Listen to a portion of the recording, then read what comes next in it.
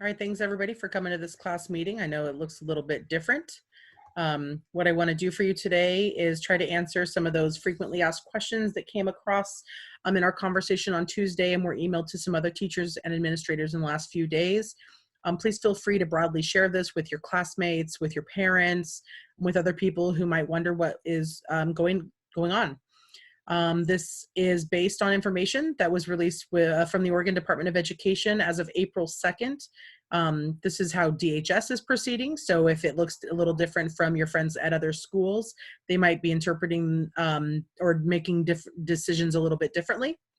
I also want to make sure everybody understands that this is based on the latest information, but that information has been changing really rapidly in this unprecedented time.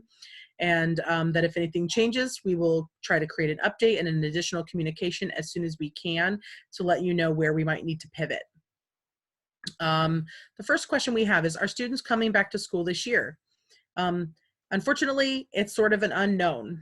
We don't know whether physical attendance in our school building will be resuming during the 19 and 20 academic year, but the latest directive from the Oregon Department of Education provides guidelines that allow for distance learning for the duration of the year if necessary. Now this changes it.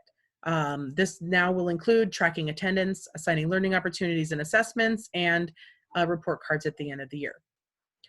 The second question is, are students accountable for the supplemental learning opportunities assigned from March 13th, the day we got out of school, to April 13th, the day that the new system is in place? And will the work be graded? The short answer is no. The long answer is that assignments given this time are really good practice work though. So even if they're not being recorded in the grade book, they're going to help better prepare you for what comes next. Teachers will be engaged in reteaching and touching base and trying to get everybody caught up who was unable to do that work, but you'll be in the best situation possible if you go ahead and complete what you can. Students should additionally reach out to teachers if you're unable to. I know some of you, your work schedules changed. I know some of you are providing childcare for younger siblings or family members. Some of you are doing additional new work that you weren't doing before, and so your schedule looks really different. If you have a situation in your own household or with your own obligations that is preventing or delaying you from doing your work, just reach out to your teachers and make sure that you communicate. Asking questions and getting kind of some guidelines is going to be the very best way forward, regardless of what your situation is. And understand there is one exception, and that's dual credits. So if you are enrolled in a dual credit class, something that is for college credit, that might be college math, college writing, psychology, those decisions actually are dictated by the college themselves and not Dayton High School. And the direction on that has been that you are to meet the ongoing assignments and ongoing requirements for those classes, or you won't receive the college credit. So you might end up with Dayton High School credit, but not that college credit. So you want to make sure that you're keeping up on those dual credit classes if you are enrolled in those. Will seniors be required to complete the same number of credits to earn a diploma? The current answer is yes. ODE has released their directive that says students are to resume distance learning as of April 13th and will continue so that they can earn the regularly expected credits. So for now, the graduation requirements do remain unchanged, which means you do need to make sure you're completing enough work to earn them. When and how will seniors take their final exams? If schools are still engaged in off-campus distance learning, finals may look a little bit different for a lot of your classes. Seniors, you might have more papers, projects, or other summative assessments, and fewer formal tests. The senior final exams are, however, still scheduled for the last week of May, so you can be planning on the same timeline. Do seniors need to continue with essential skills testing and work samples in order to meet diploma requirements? The answer is no. Oregon submitted a waiver with some testing and accountability tools, including essential skills. These measures will not be used this year to qualify or disqualify students from receiving diplomas. If seniors need to retake the SBAC or other tests in order to qualify for an honors diploma, how will their diploma type be decided?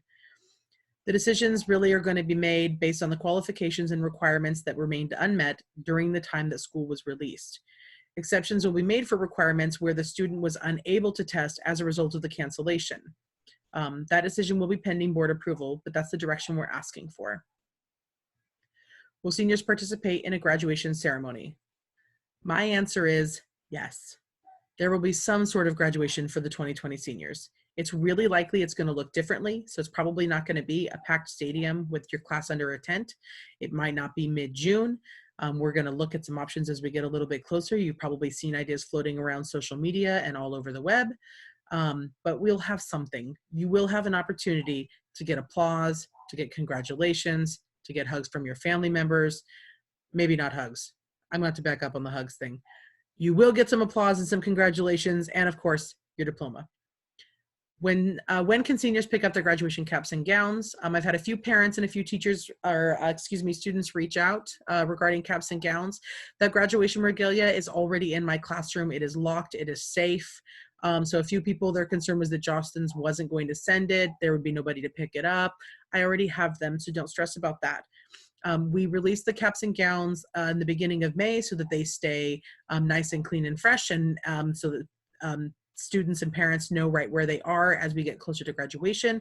We're planning to keep that same timeline, so watch your email, watch the Google Classrooms, and watch your snail mail too, just for further instructions on how to pick that kind of thing up. That would apply also to any additional graduation orders of announcements, stickers, sweatshirts, or additional things that you may have ordered from Jostens.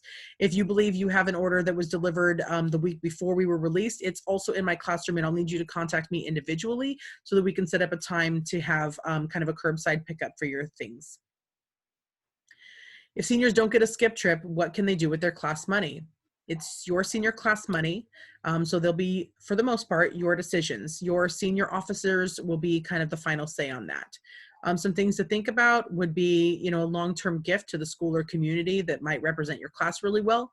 This could be something like a bench, a clock, a flagpole, a sign, maybe a piece of equipment you feel the school needs, but you will have an opportunity to have conversations about how to handle that as we get a little bit closer. Is SAFE still going to plan an overnight grad party trip? SAFE is a parent organization, and so those decisions will not be made by school personnel. We are trying to keep some communication going with those parents so that we can help to inform you, but it's not up to us. At this time, parents are letting us know that SAFE has not met to decide what to do because things have been changing so quickly and there's so much that's still left unknown. SAFE will likely do something to honor seniors, but it's just not clear yet what, when, or how that might look. What will grades look like? Are teachers going to give ABC or pass-fail?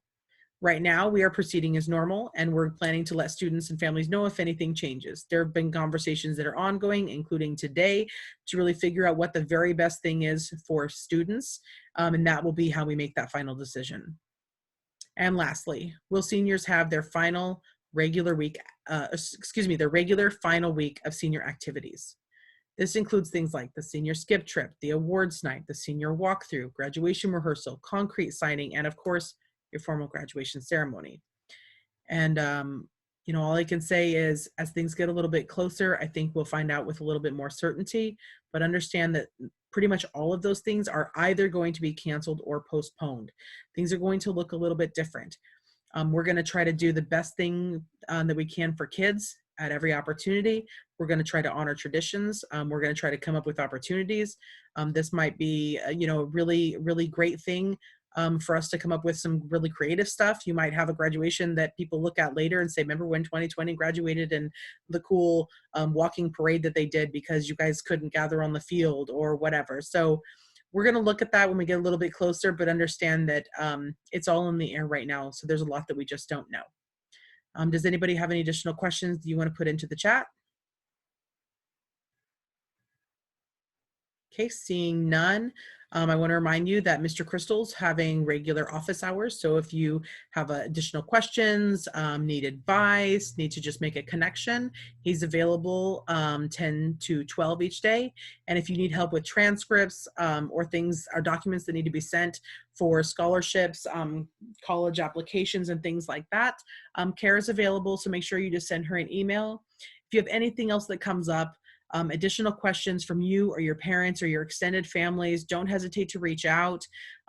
There's so much that's unknown. There's a lot of gray. And what I don't want you to do is stress about something that we might have been able to answer for you. So please, please reach out, send an email. You've got my email. You can email Mr. Solem.